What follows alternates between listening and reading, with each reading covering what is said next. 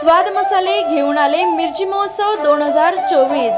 थेट शेतकरी ते ग्राहक, त्यामुळे स्वस्तात मस्त।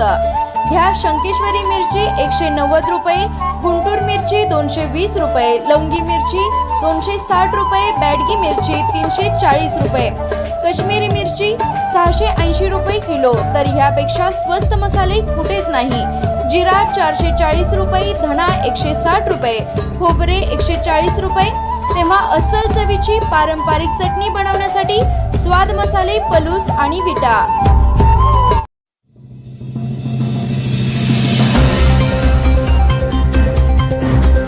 तहसील प्रांत ऑफिसकडील विद्यार्थ्यांचे प्रलंबित दाखले तत्काळ द्या, अन्यथा शेकापच्या वतीने पलूस तहसील समोर उपोषण। पलूस कडेगाव प्रांताधिकारी व पलूस तहसील कार्यालयामधील विद्यार्थ्यांचे प्रलंबित जातीचे व डोमेसल उत्पन्नाचे दाखले तत्काळ देण्याची मागणी शेतकरी कामगार पक्षाचे संग्राम अनिल थोरबोले यांनी दिला आहे। या मागणीचे निवेदन पलूस तहसीलदार दीप्ती रिटे यांना देण्यात आले।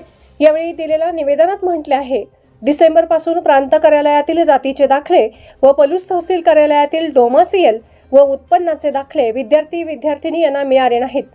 त्यामुळे विद्यार्थ्यांना फार मोठी अडचण निर्माण झाली आहे। त्यामुळे तहसील कार्यालय व प्रांत कार्यालय यांनी दाखले 4 दिवसात सोडण्यात यावेत, अन्यथा आपल्या तहसील कार्यालयासमोर आमरण उपोषणास बसण्याचा इशारा शेतकरी कामगार पक्ष पुरोगामी आघाडी सांगली जिल्हा उपाध्यक्ष संग्राम अनिल थोरबोले यांनी निवेदनाद्वारे दिला आहे।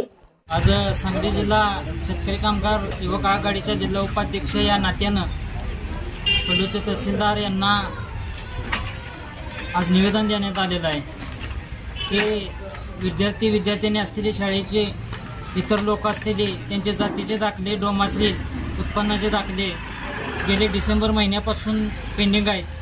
कुठल्याही एकही दाखला इथल्या प्रशासनानं सोडलेला नाही।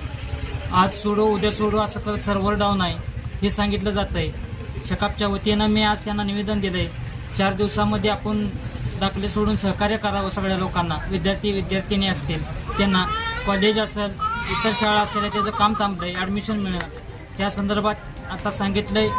वारंवार यांना सूचना करून सुद्धा दाखले दिलेले नाहीत। मी येत्या 4 दिवसात दाखले जर नाही सोडले तर आपल्या तहसील कार्यालयाच्या बाहेर अमरण उपोषण करणार आहे, एवढंच इशारा देतो तहसीलदार आणि प्रांत साहेबांना आणि एवढीच विनंती करतो आणि थांबतो। जय हिंद, जय महाराष्ट्र।